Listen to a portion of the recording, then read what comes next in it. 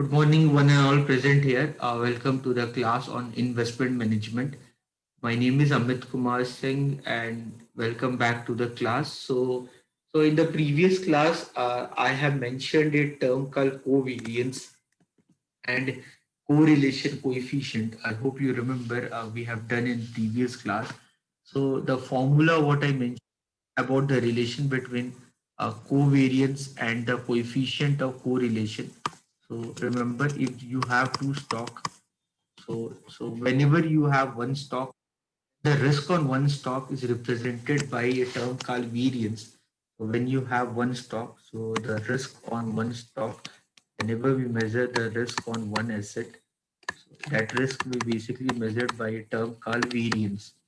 Okay, but when you have more than one stock, whenever we talk about the risk on multiple stocks, suppose the everyone says around us that you should not put your money on one stock. So whenever you do investment, you always prefer to do investment on multiple avenues or multiple stocks. So never try to put your money in one place. Try to diversify your investment. So whenever you try to diversify investment, so what will happen? So if you start putting your money in various assets, then your risk will not be the only the variance. The risk on multiple assets would be the variance of each asset. Then the risk on multiple asset would be the variance of each asset plus the covariance the covariance between assets plus the covariance between the assets. So whenever you try to put more than one stocks in your portfolio, then although you try to minimize the risk, which is called unsystematic risk, but along with unsystematic risk, a new risk which come in picture, that is called systematic risk. So understand one thing, like whatever money you have, so with that money, if you try to put all your money in one avenue or one assets, then your future return will depends upon the performance of that asset. Whatever good or bad happens on that asset, the economic performance of that asset will affect the return and risk on that asset. So the risk on that asset is normally measured by the term called variance. Variance is the square of standard deviation. But when we have multiple assets all together, then what happens? Now the risk on your portfolio will be equal to the variance of each asset plus the covariance between different assets. So covariance is the new risk which come in picture whenever you try to bring more assets into avenue. So remember the formula of covariance between two assets. Whenever we measure covariance, covariance is always between the two assets. Suppose if I have done investment in four assets, suppose if I have done investment, suppose if I have done in suppose if I've done investment in four assets, suppose if I've done investment in four assets, suppose if I've done investment in four assets. So what is my risk? So what is my risk on investment? Just for your example, I'm doing risk on investment. So my risk on investment would be the variance of asset 1 plus the variance of asset 2 plus the variance on asset 3 plus the variance on asset 4 plus the covariance between asset 1 and 2 plus the covariance between asset 1 and 3 plus the covariance between the asset 1 and 4 plus the covariance between the asset 2 and 3 plus the covariance between the asset 2 and 4 plus the covariance between asset 3 and 4. So I hope you understand. So what happens whenever you do investment on multiple assets, then definitely what happens along with the variance, a new form of risk which will emerge, that is called covariance. So covariance is the mutual attraction or repulsion between the two avenues where you have done investment. So a new form of risk will emerge, and that is called covariance. To understand the relation between the variance and covariance to on your portfolio, whenever you do, we basically use something called variance covariance matrix. we normally use variance covariance metrics. We normally use variance covariance metrics to study the relationship of risk between the two avenues whenever you think of doing investment. So basically this covariance when you are doing multiple investments all together. So ultimately what happens, this the more assets if you bring in your investment, automatically the impact of variance altogether on your investment will decrease. The impact of variance altogether on your investment will decrease, but the impact of covariance altogether on your investment will start increasing or decreasing. The impact of covariance between your investment will either increase or decrease. It will either increase or decrease depending upon, it depends upon what? Depending upon, it all depends on the coefficient of correlation between the two assets. What is the coefficient of correlation? Depends on coefficient of correlation between the assets on which you do investment. Normally, whenever we talk about coefficient of correlation between the assets is from -1 to +1. Whenever we measure coefficient of correlation between the asset, it is between -1 to +1. So we try to prefer those assets in a portfolio which should be negatively correlated. Okay, so whenever you do investment, so whenever we plan for investment, whenever we talk about investment and all, whenever we plan for investment, whenever we talk about investment, so prefer to invest.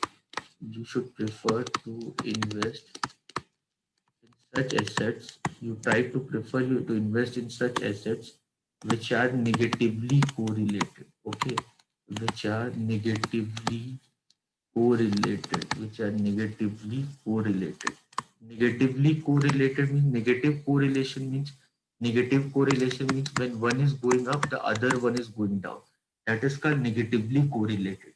Like you must have heard or must have seen any of your family member, if they do stock market investment or they create portfolio, if you have noticed, they always put some portion of their money in gold, because we normally says that the gold shows negative correlation with stock market. So if you see the present era, from the time when the corona news has came, since from the March, the stock market is going down.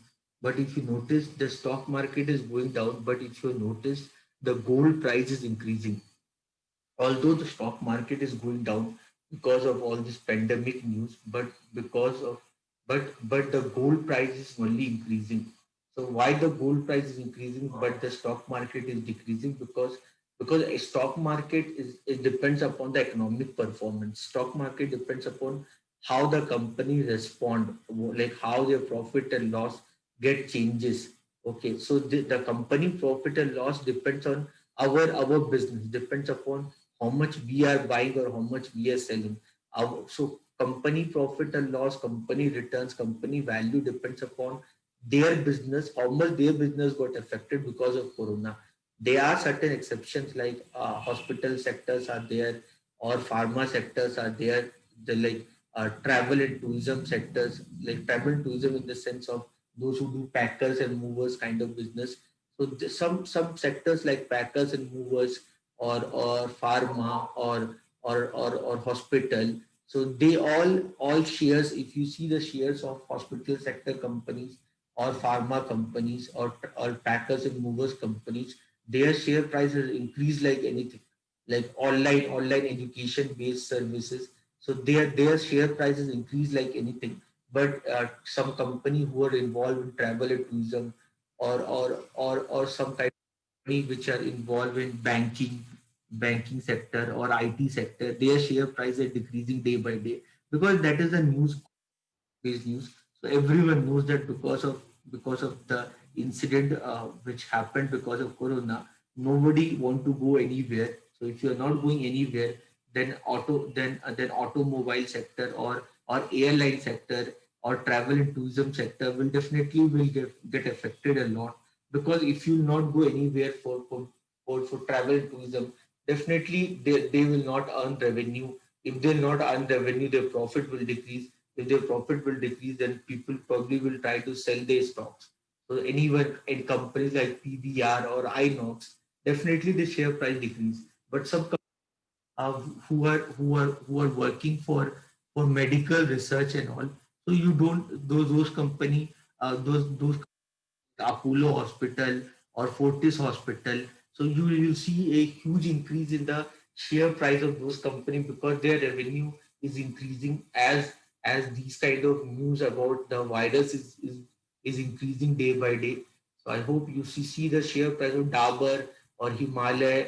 So their share prices are going up like anything. I hope this all are very basic generic. So altogether, more or less, when I talk of stock market after the corona incident, so they were affected on generally negatively. So those investors who have done some form of the investment in gold market, definitely they would be getting somewhat more better revenue than those who have done only investment in stock market. So what happens whenever you do investment on only one asset, whenever you do investment on only one asset, so the risk on the investment of one asset that is measured by the variance, and this risk we called as a unsystematic risk. This risk we called as a unsystematic risk. So the risk on one investment, whenever you have done investment on one asset, the risk on this investment we measure by the term called unsystematic risk. Okay, so you must have heard from many people. People say that never put your money in one stock. Prefer to diversify your investment. You heard of mutual funds. So mutual fund works on that logic only. So in the case of mutual fund, there's a person called fund manager. So what that person do, depending upon his logic about the investment, what he do, he creates a portfolio which he tell to us that XYZ, I'm the fund manager.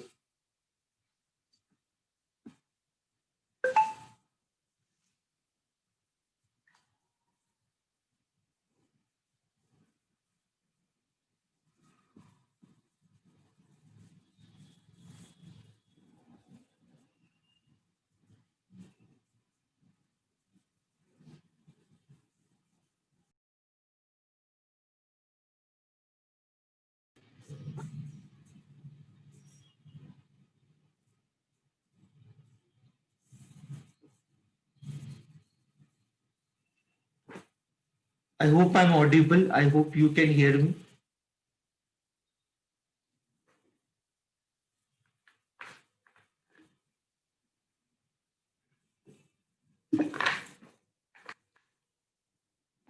Suddenly the electricity went away.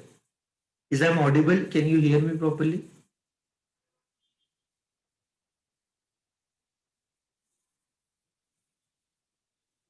Hello. Is I'm audible? Can you hear me properly?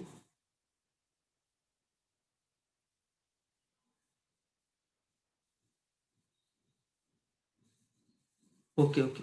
Thank you, everyone. Uh, Thank you for telling me. Okay. So what happens whenever you do investment on one asset? So the risk on one asset that is called unsystematic risk. So what we say, you have heard from many people. Everyone tells you that do not invest your money on one asset. Prefer to do portfolio.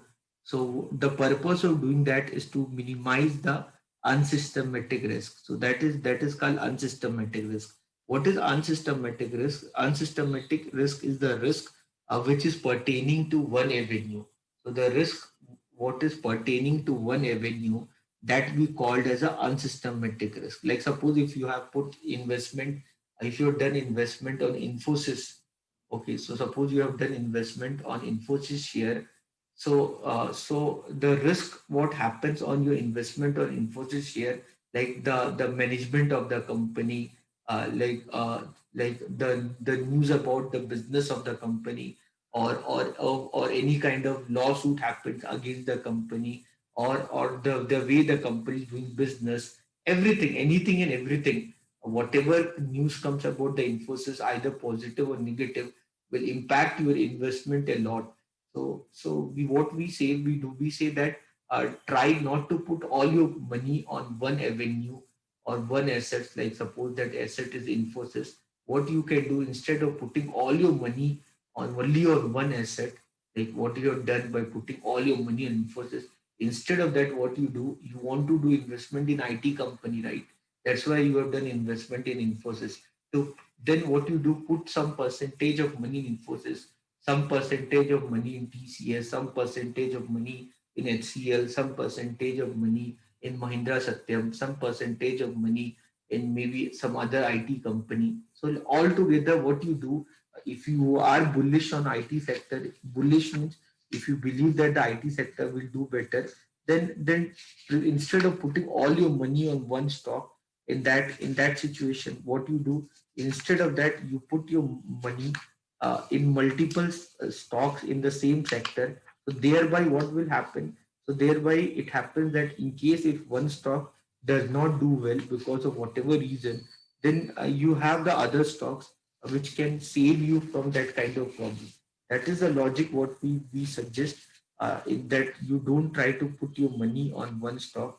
Instead of that, what you do, try to put your money on multiple stocks. So whenever you try to create a portfolio, whenever you're trying to create a portfolio, so thereby what you're doing, you're trying to minimize the unsystematic risk. Unsystematic risk you can minimize till certain extent. You can minimize the unsystematic risk till certain extent. So till certain extent you can minimize the unsystematic risk. But what happens whenever you try to bring multiple assets all together, then what happens? Then along with unsystematic risk, which is the variance on each stock, along with the unsystematic risk, which is the variance on each stock, a new risk will come into picture, that is called systematic risk. So along with the unsystematic risk, which is the variance on each stock, a new form of risk which will come in picture, that is called systematic risk. The other name of systematic risk is called market risk. The other name of a systematic risk is called market risk. Whenever you're trying to bring more avenues into picture, a new kind of risk along with unsystematic risk will come into picture, that is called market risk. So market risk is something which we can never minimize. Unsystematic risk we can minimize by diversification, but market risk is those kind of risks which are macroeconomic factors. Market risk, like Armenia is right now attacking on Azerbaijan. So Armenia is attacking on Azerbaijan, and lot of people of Azerbaijan are dying, and then Azerbaijan will attack Armenia, and now like Pakistan, Turkey, every other countries are trying to get into this war. So what is happening altogether? A war-like situation is creating in the world. Maybe Russia will enter tomorrow. So gradually, what is happening, as more and more companies are getting into this war, the economic problem of the world will increase more, and so this will affect the economic relation, the trade between different countries. So all this all together will directly or indirectly will impact us. I hope you are understanding. So market risk are those risks which are not in our control. No matter what kind of portfolio you try to make, but market risk is the risk which you could not able to minimize here. So here whenever we talk about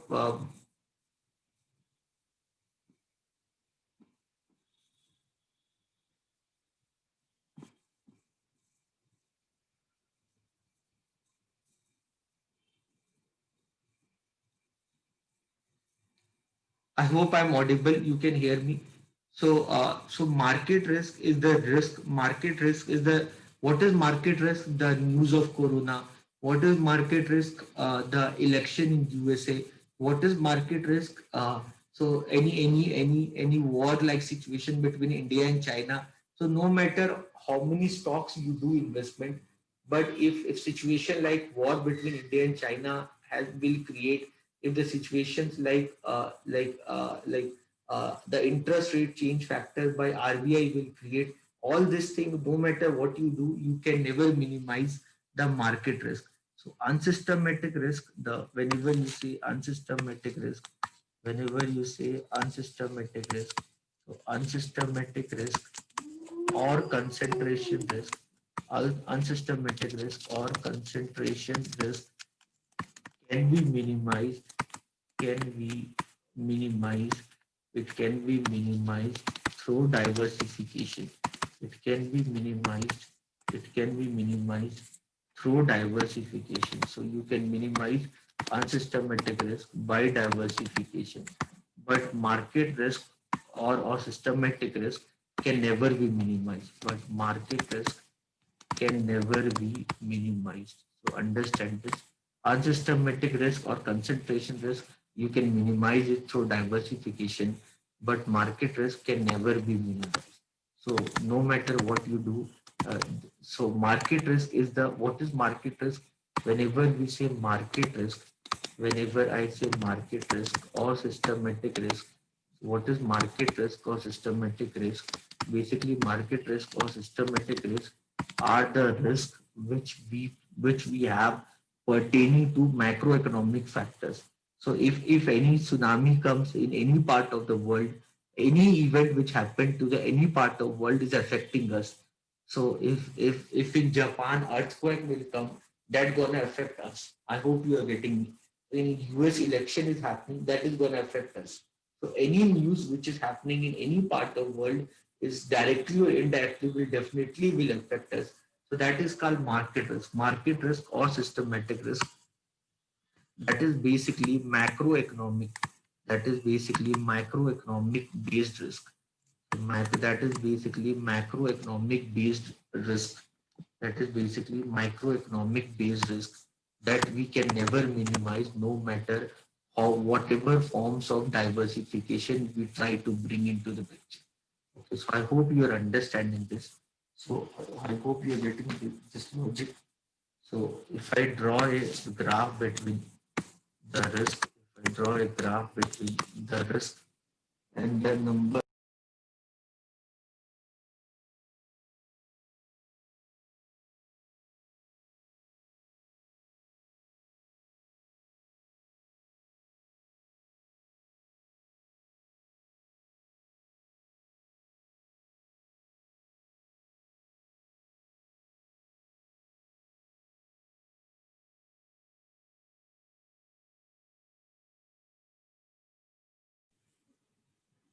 So if I draw the graph between risk and the number of securities, if I draw the graph between the risk and the number of securities, this is called systematic risk. This is called systematic risk. This is a graph.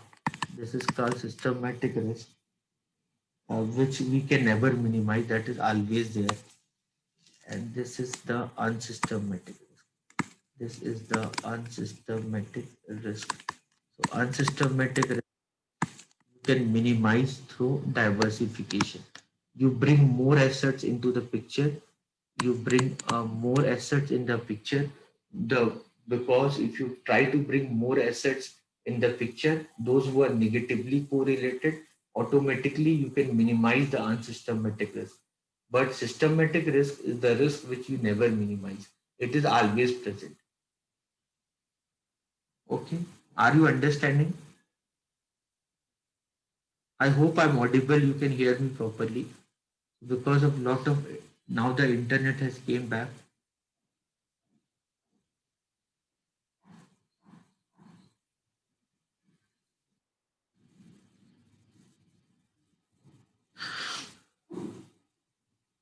Okay.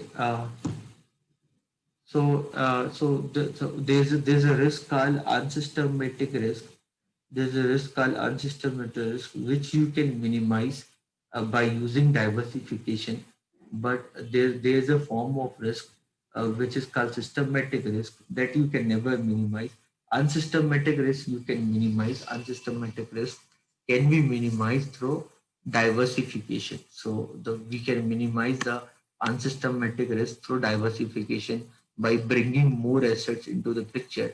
But there's a risk which is called systematic risk or market risk, which can never be minimized. So if you remember, whenever you see ad on mutual fund, whenever in TV, when you see any ad on mutual fund, they will say that the mutual funds are subject to market risk. Please read the offer document before investment. So no matter what we do, or like mutual funds, they are the example of a diversified portfolio. So whenever you do investment in mutual fund, they will not put your money on one asset, they will put your money on multiple assets. So whenever you think of investment in mutual fund, instead of they doing investment of yours on a single asset, put your money on multiple assets. So the mutual best example of diversification. So but whenever you see an ad of mutual fund, it is being mentioned that the mutual funds are subject to market risk. Please read the offer document before investment. So what they are telling you that even then, as a mutual fund, we have created a well diversified portfolio which can minimize the unsystematic risk on your investment. But there's something called market risk, which we can never minimize. So no matter what we do, we can never able to minimize the market risk. So that is what they are telling you in that ad. So the parameter which measures the market risk. So there's a very common parameter which measures the market risk, that is called the beta of a stock. So we say that beta of the stock, beta is the factor which measures the market risk. So whenever we study called something called CAPM model, I'll teach you that in future. So whenever we study called CAPM model, that is called capital asset pricing model. That is the return on a stock is equal to RF plus beta into RM minus RF. So we use this formula to calculate the return on the stock. We use this formula to calculate the return on the stock. We use CAPM model. CAPM model basically means capital asset pricing model. So according to this model, capital asset pricing model, the return what you get on your investment, sorry, the return what you get on your investment in a well diversified portfolio, the return on of stock in that well diversified portfolio is equal to RF. RF basically means the risk-free rate of return. RF basically means risk-free rate of return. RF basically means the risk-free rate of return. The beta, so you know what is beta. So this is called beta of the stock. This is called the beta of the stock. Means the market return. RF means the market return. Market return basically what do you mean a market return? Market return basically means the return on Sensex or return on Nifty.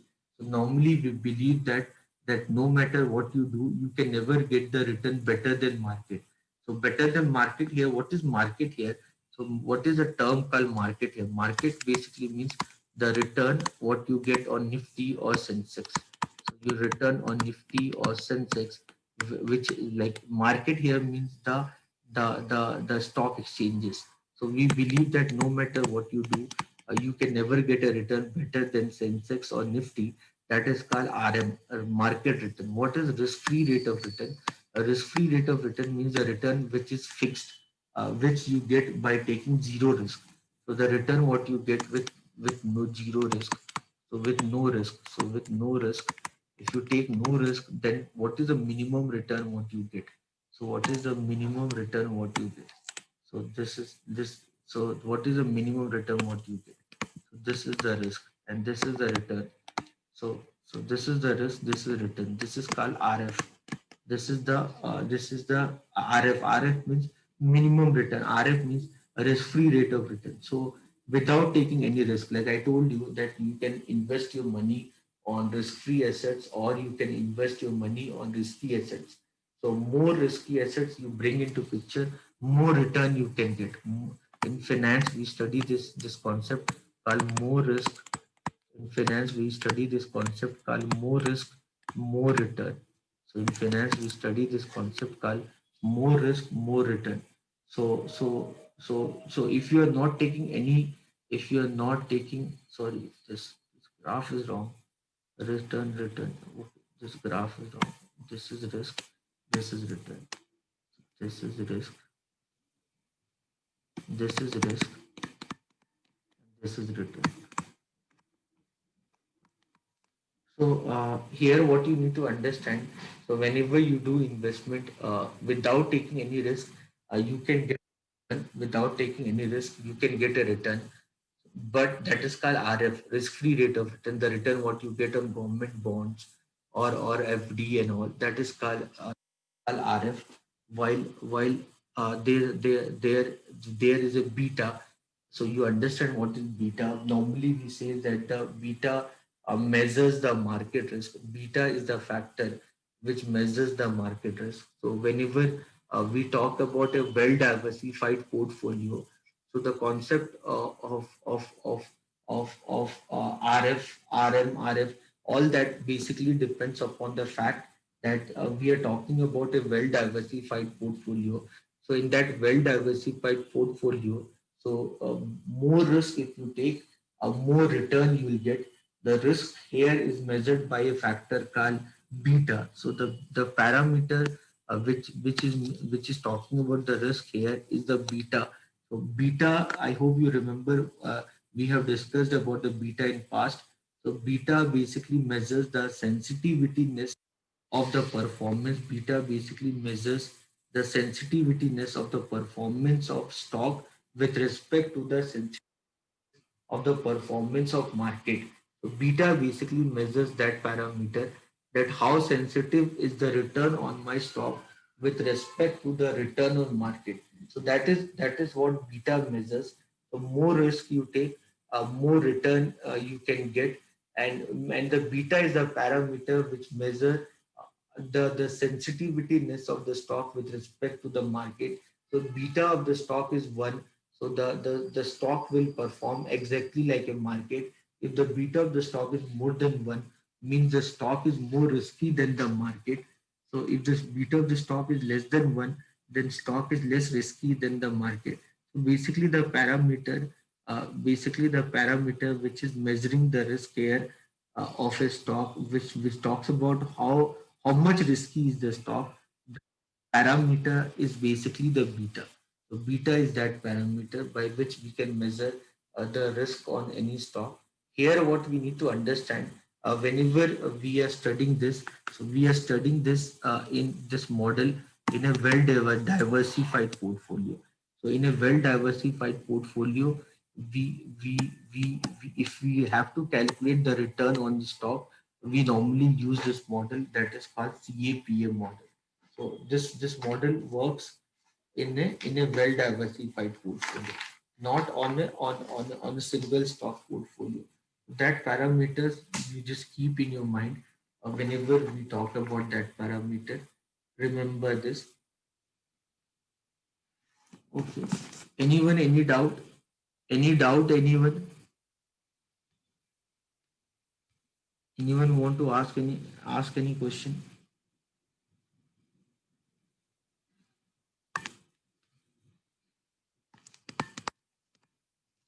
Whenever we have to measure the risk, total risk is the sum of systematic risk. It is the sum of systematic risk plus unsystematic risk. Total risk is the sum of systematic risk and unsystematic risk, where systematic risk is equal to, it is the square of correlation. It is a square of correlation into security variance. It is a square of correlation into security variance. That is called systematic risk. while unsystematic risk we measured within formula. So the formula of unsystematic risk, the formula for the unsystematic risk is 1 minus r square into security variance.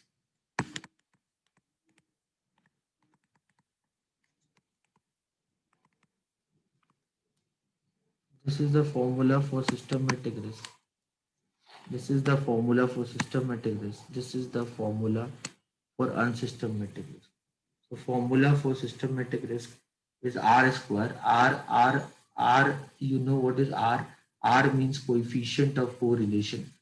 So systematic risk is measured by this formula called R square into security variance, and while unsystematic risk is basically measured with the formula called 1 minus R square into security variance. Where R, you know that R basically means R is the coefficient of correlation. R is basically the coefficient of correlation. R is basically the coefficient of correlation. R is basically the coefficient of correlation. Okay, and while R square basically means coefficient of determination. I hope you remember coefficient of determination.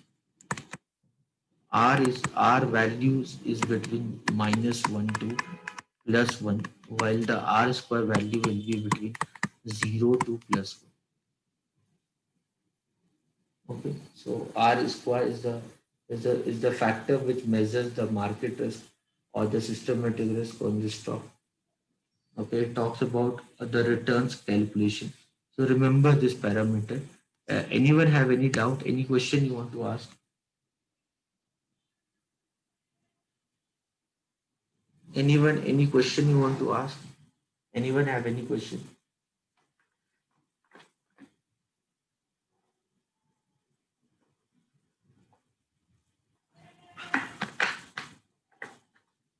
So, anyone, any question you want to ask?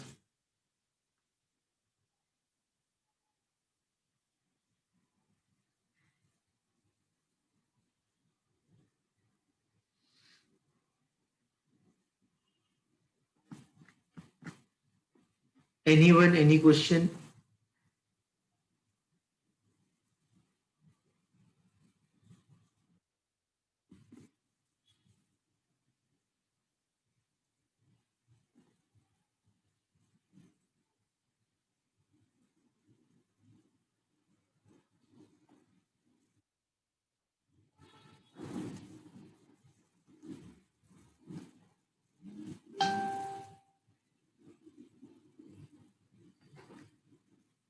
Anyone, any question you want to ask?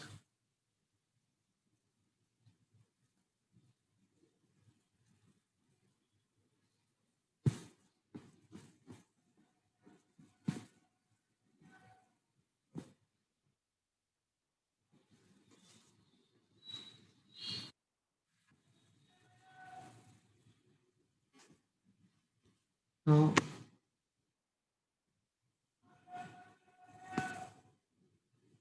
Now see this question. So when I was discussing, I have discussed that in a well-diversified portfolio, I told you in a well-diversified portfolio, what you try to do, you always try to minimize your unsystematic risk on your investment, because unsystematic risk is the risk which you can minimize by applying portfolio diversification. So whenever you work on portfolio diversification, what you try to do, you try to minimize your unsystematic risk on your investment. So by creating portfolio, you try to minimize your unsystematic risk. But thing is that but the thing what you need to understand here, already we have discussed that what we can do by bringing more stocks in the picture, so we can minimize the unsystematic risk. But there's a risk called systematic risk, which we can never minimize. So the systematic risk is always there in our investment. But yeah, unsystematic risk we can minimize unsystematic risk but yeah, unsystematic risk we can minimize by creating the portfolio. So so systematic risk we can never minimize. So what we understand here, the factor which measures the systematic risk. So the factor which measures the systematic risk, that factor is called beta. So we have studied a model called CAPM model. So as per the CAPM model, in a well-diversified portfolio, the return on the security is equal to RF plus beta into RM minus RF. This formula basically measures the return on your security. So your return on security you can calculate by using this formula. So this is what I'm going to discuss now with you. So remember this. We'll talk more about that formula later on. So but right now this numerical which we try to do. Right now we try to do a numerical. So this numerical came for 6 marks in the exam. So you can see this numerical. It came for 6 marks in the exam. So this question B. So I hope this is visible to all of you. I hope this is visible to all of you. So Mr. Sankar is considering the portfolio investment, the following investment alternative. What should be the required rate of return for each of the following investment if the return on market is 12%, the return on treasury bill is 6.5%. So return on treasury bill, so that is called RF, that is 6.5%. So return on treasury bill is 6.5%, that is RF, and return on market is given to you 12%. So what is treasury bill? What is a treasury bill? So treasury bill is treasury bill are basically they are short term. They are basically short term debt instrument. So when the government of India have the requirement of money, so whenever the government of India have the requirement of fund, you see the so much fund the government of India has spent during Corona epidemic. Now government of India is not able to pay a GST compensation to state. So when government of India, like anyone, have fiscal deficit, they have requirement of fund. So what government of India do? Government of India issues debt instrument. So RBI is not a government of India. RBI on behalf of government of India, RBI on behalf of government of India issues debt instrument. So such kind of debt instruments which have maturity less than 1 year, such kind of debt instruments are called treasury bill. So treasury bills are either 91-day treasury bill or 181-day treasury bill or 365-day treasury bill. So treasury bills are basically short-term debt instrument which does not give you coupon or interest in between, but they always issued a discount. So the return what the government of India is offering you on their treasury bill, we consider that return as the risk-free return, because no matter what will happen in the market, government of India will never default you. Okay. So what you have to do, you have to calculate the expected return on each of the security. So you have to calculate the expected return on each of the security. So security, the security is A, the security is A, B, then C, then D, and E. So you have five securities, A, B, C, D, and E. You have five securities. Okay, so there for RF is not RF for each security is 6.5%. RF is 6.5%. RF is 6.5%. You can take RF as 6.5%.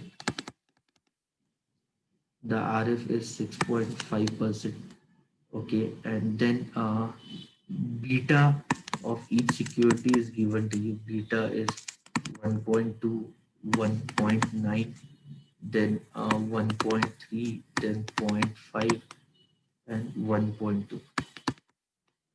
Beta of each security is given to you. Beta of each security is given to you. Okay, beta of each security is given to you. Then RM is ERM, market return is also given in the problem, that is 12%. Market return is also given in the problem. That is 12%. So I hope you understanding. RF is also given, beta is also given, market return is also given. So I can find RM minus RF. RM minus RF means 12 minus 6.5. That is 5.5%. So that is a constant 5.5%. Stock you can find RM minus RF 5.5%. So once you get the RM minus RF, once you get the RM minus RF, so now you can use the formula that the expected return on stock, I told you the formula, that is RF plus beta into RM minus RF. This is the formula what we'll use to calculate the expected return on the stock. So if I use this beta into RM RF, beta into RM minus RF, if I use this, beta is 1.2, 1.2 into 5.5, 1.2, 12, 660, 66, two decimals, 6.6.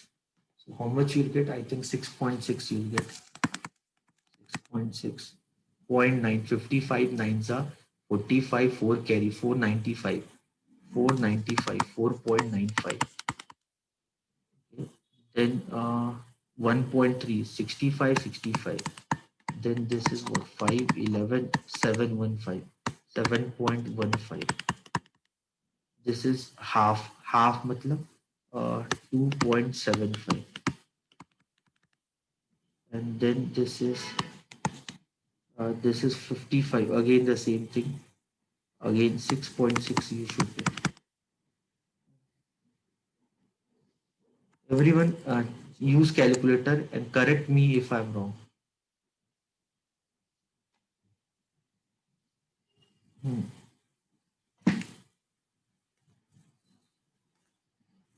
Okay, see this, and anyone if I have done anything wrong let me know. So beta into RM minus RF, then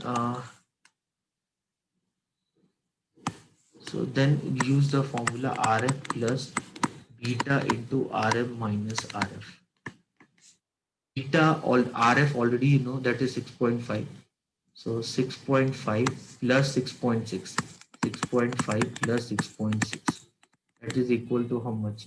11, 13.1%. Then 4.95 plus RF is 6.5. 6.5. So 6.5 plus 4.95. So this is 9 plus 5, 14, 1 carry, 11.45. Then 6.5 plus 7.15. Then this would be how much? 13.65. 13.65.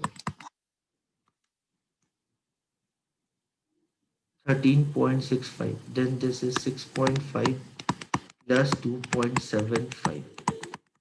So this is 5. This is 12. 9.25.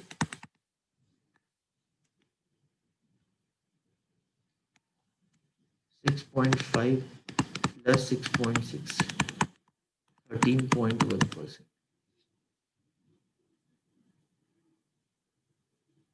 So this is the expected return. Anywhere, any mistake, anything, calculation mistake?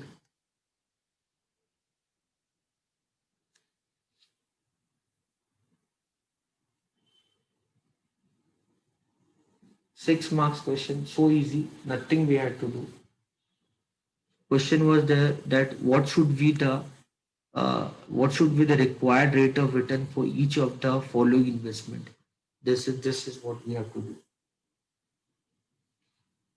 Any doubt, anyone?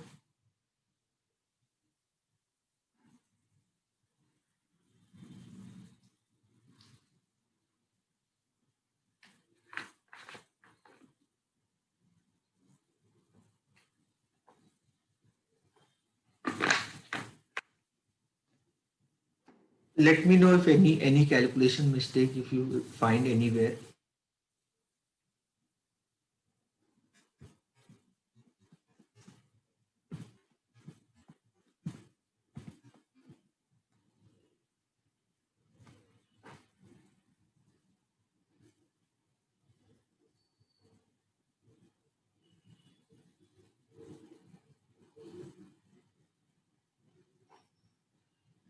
Fine, everyone. Everyone understood?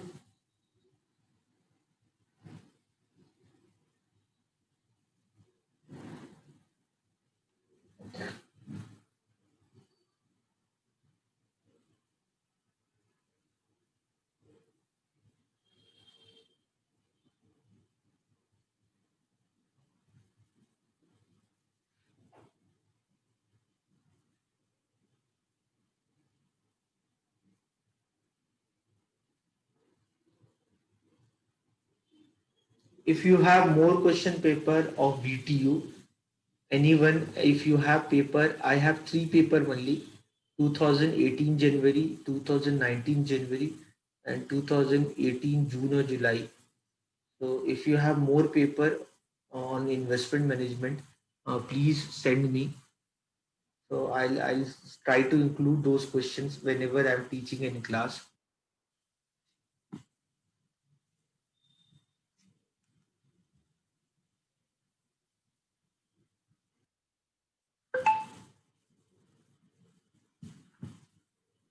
Clear, everyone? Anyone want to ask any question? Any doubt, anyone? Everyone clear, no? So can I go ahead?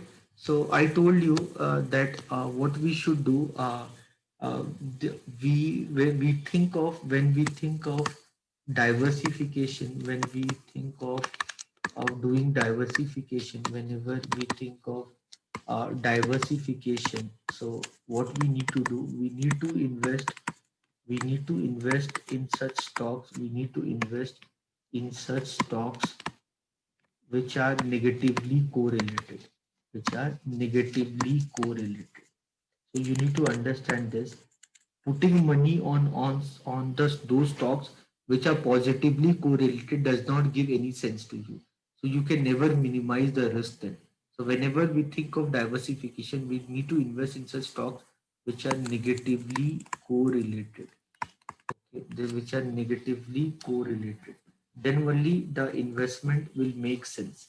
So whenever we think of doing diversification, we need to invest in such stocks which are negatively correlated, and then only the logic of doing investment will make sense. Okay, so always remember that part. Now I told you that whenever we talk about investment on multiple avenue, whenever we talk about investment on multiple avenue, so although you can minimize the unsystematic risk, although you can minimize the unsystematic risk by bringing more stocks into the picture, but there's a risk which is called systematic risk, which can never be minimized. And whenever you bring more than one assets into the picture, then although the variance on each assets will decrease, but there's another risk which come in picture, that is called covariance.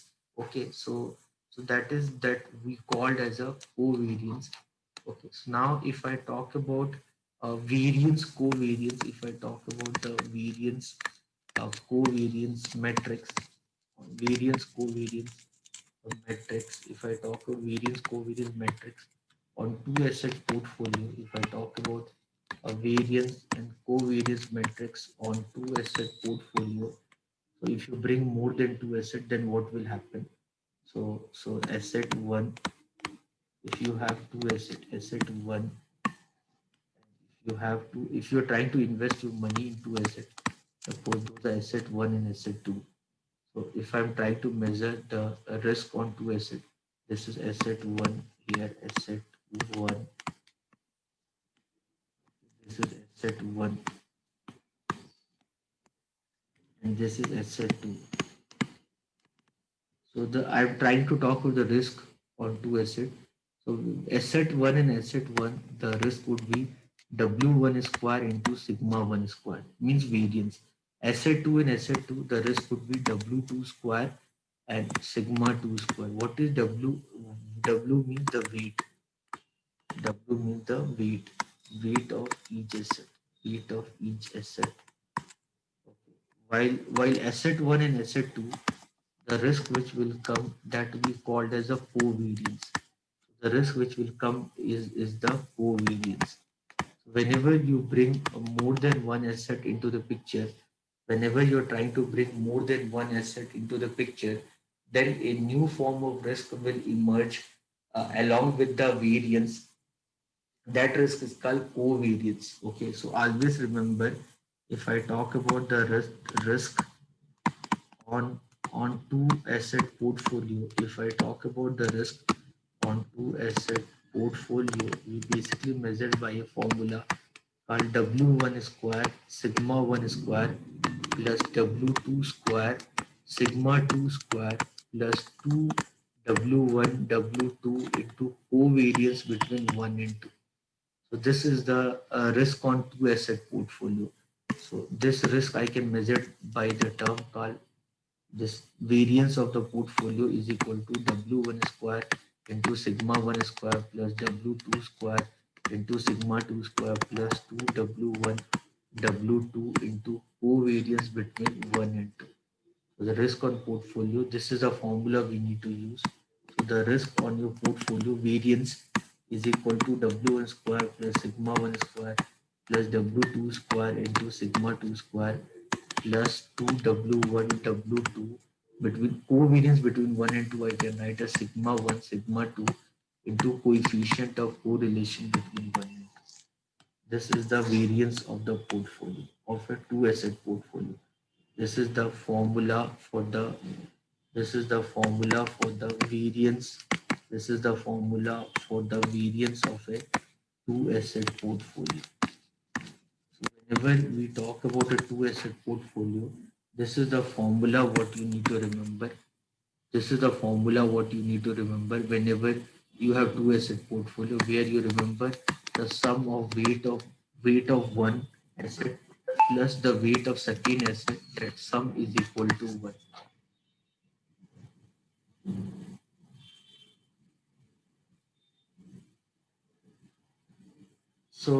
So the weight of one asset plus the weight of second asset is equal to 1.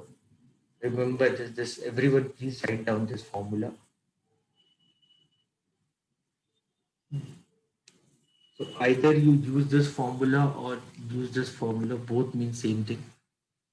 Any other formula you use this formula or this formula, all mean same thing. So I just simply split it covariance. You know that the covariance between 1 and 2 is coefficient of correlation between 1 and 2 into standard deviation of 1 into standard deviation of 2. You know this relation.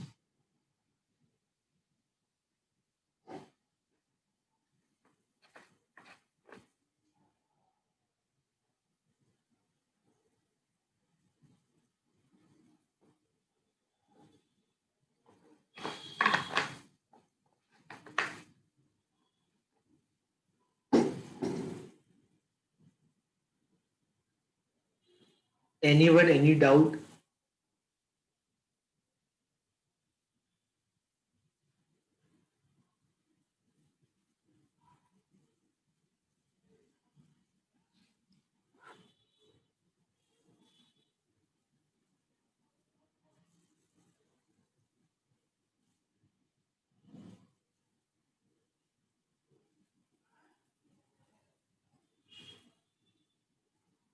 Remember this formula. Okay, so now on whenever you do two asset portfolio, whenever you talk about two asset portfolio, whenever you talk about two asset portfolio, so W1 is the proportion of money. W1 means the proportion of fund invested on stock 1, proportion of fund invested in asset 1 invested in asset 1, and W2 is the proportion of stock. W2 is the proportion of fund invested in asset 2. W2 is the proportion of fund invested in asset 2, where the sum of your W1 plus W2 is equal to 1. The sum of W1 plus W2 is equal to 1. Okay, so now the return on a portfolio, is equal to W1 R1 plus W2 R2. or you can say the return on the portfolio is equal to summation of WI into RI, where RI means the return on individual stock, return on individual assets, that their return is basically measured with the term called RI.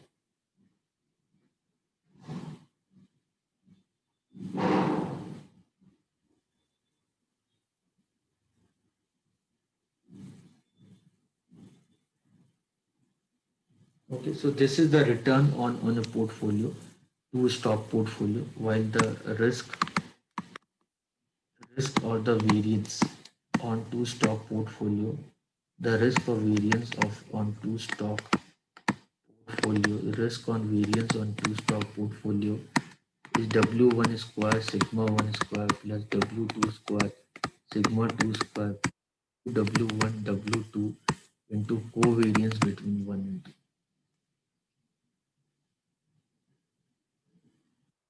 Remember this. So I can say the standard deviation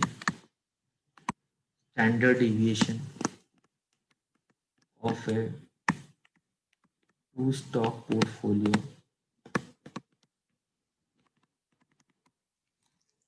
is equal to under root of W1 square sigma 1 square plus W2 square sigma 2 square plus 2W1 W2 into covariance between 1.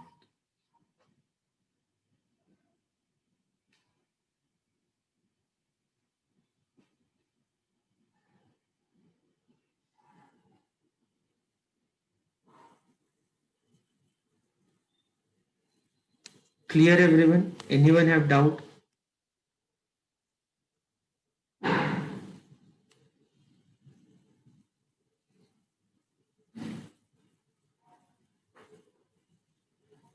Anyone have any doubt?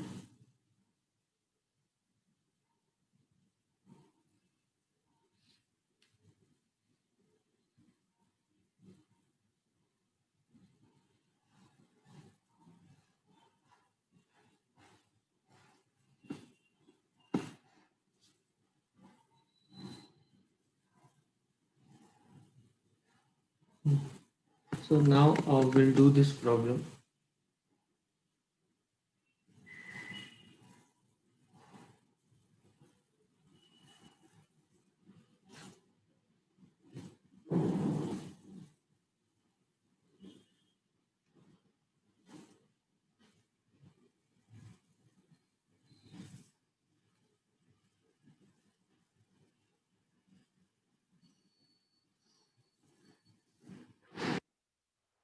Now you see this question.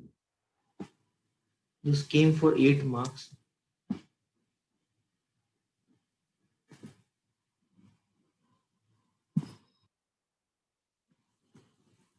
This question came for 8 marks.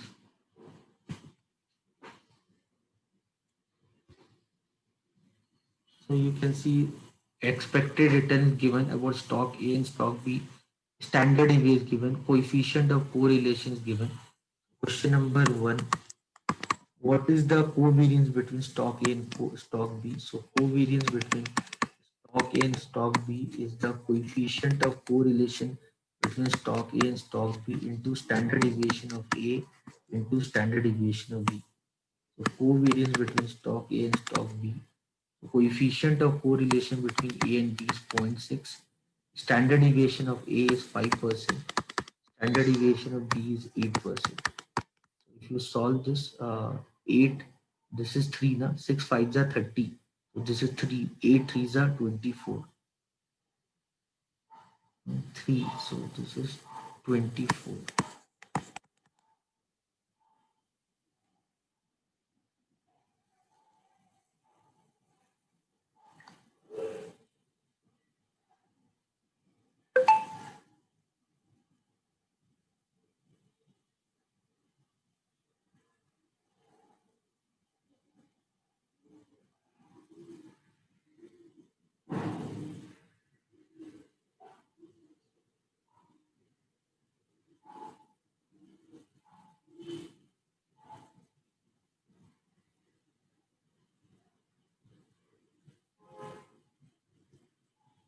Okay, so covariance between the two stock. So better write this in the term of number. 24 I think is a bigger number. I can write this as zero point 0.6 into 0.05 into 0.08. Better write in decimal like this. So I'll get 0.0024 or 0.4%.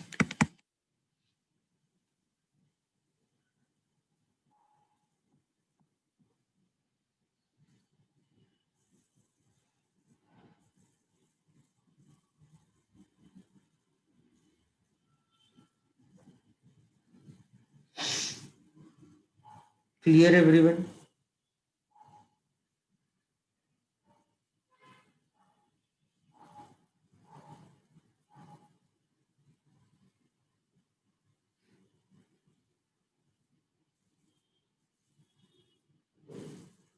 Hmm.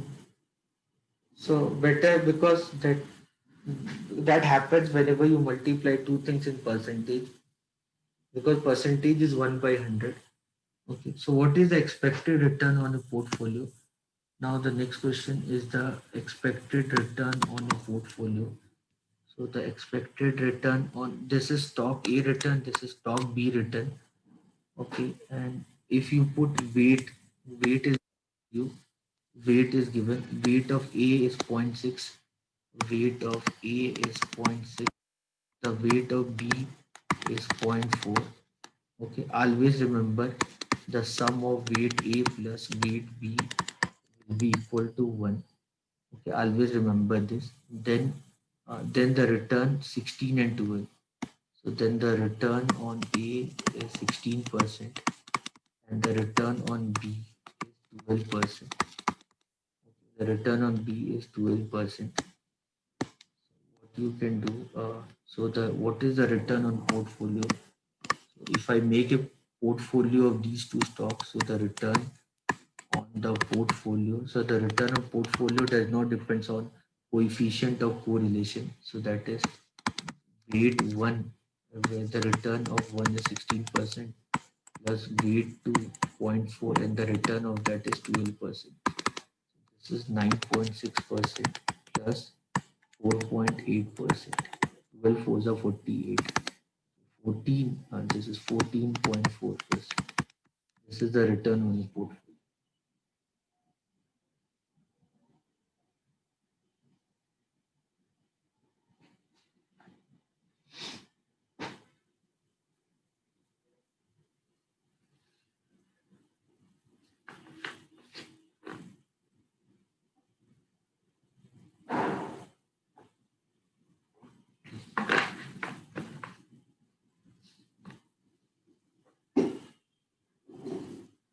Anyone, any doubt?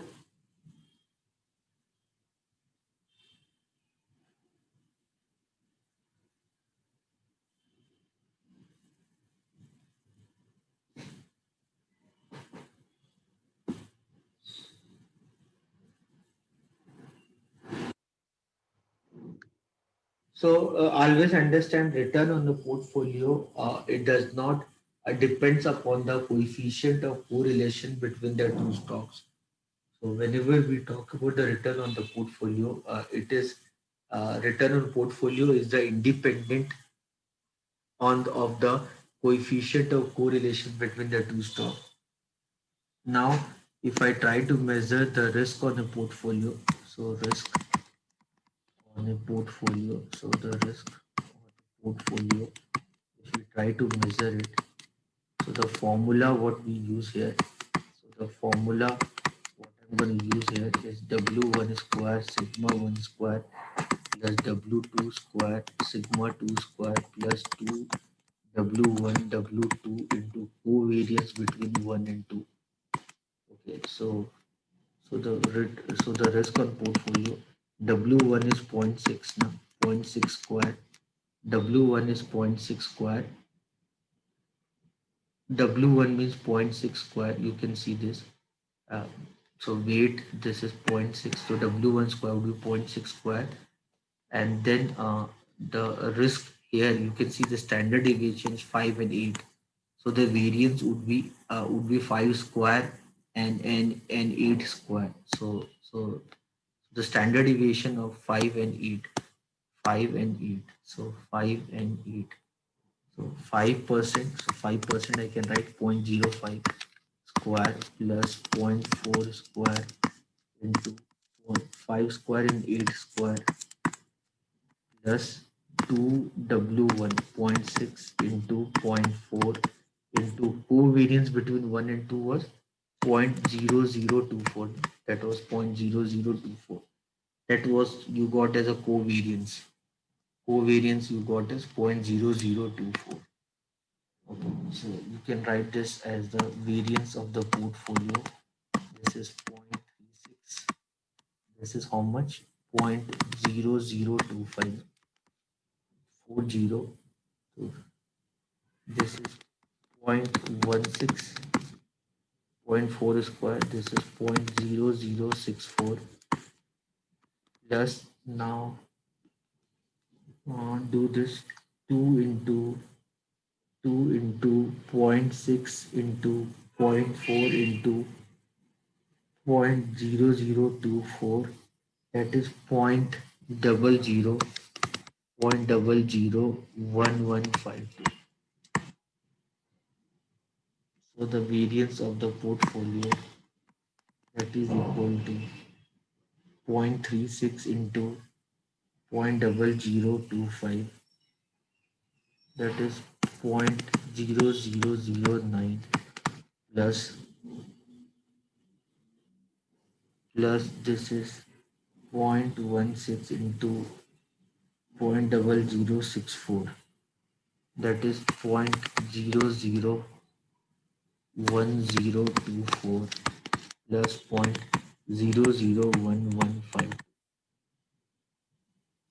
So if you add them, 0.001152 plus 0.0009, if you add them, so you will get the variance of the portfolio as 0.003076. So the standard deviation of the portfolio is the square root of this. The square root of this.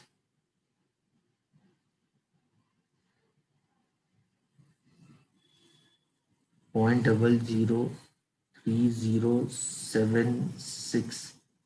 The square root is 0.0554 or 5.54%.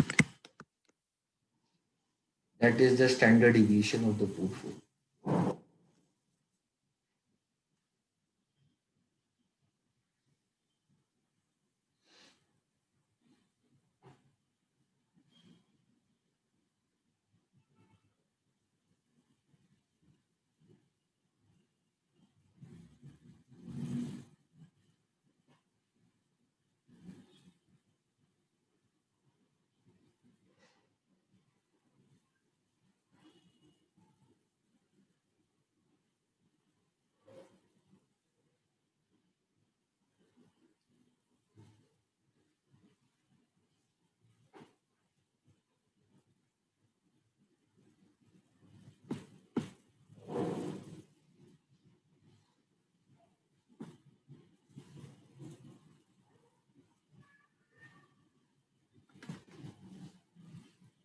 Anyone, any doubt?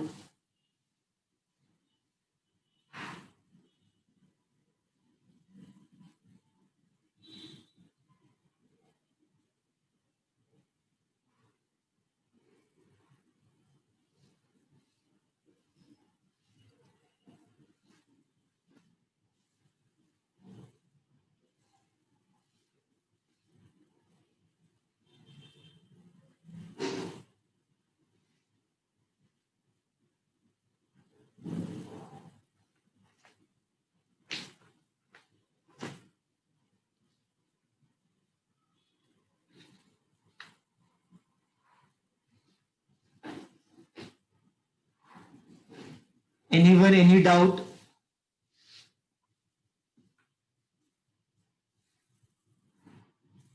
Bhavna, Gitanjali, Harish, Karthik.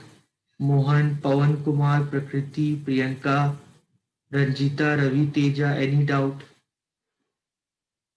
Shakib, Yogeshwari, anything you want to ask?